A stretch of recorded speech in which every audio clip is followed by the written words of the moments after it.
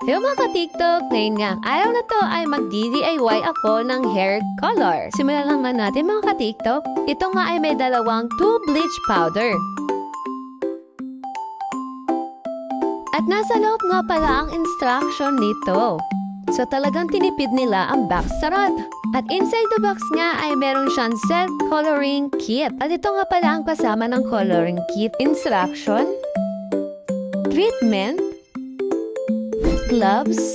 Ang napili ko palang kulay ay pink brown. Simulan na nga natin mga ka-TikTok ang mag-magic charot. Una nga ay mag-bleach muna tayo ng buhok. I-mix-mix nga lang natin tong powder ng bleach. At ilagay na nga natin to sa buhok natin. After nga natin ilagay ang bleach ay maghintay lang tayo ng 15 minutes. After nga natin mag-bleach ay ilagay na natin ang hair color. At maghintay ulit ng 15 minutes. At ito na nga ang resulta ng paghihintay, charot. At nakita niyo naman kung gaano siya kaganda. O diba? So kung gusto mo nga rin na may pagka-K-pop hair color ay ilalagay ko na lang ang link nito sa yellow basket. Ayun lang. Hanggang sa susunod na hair color.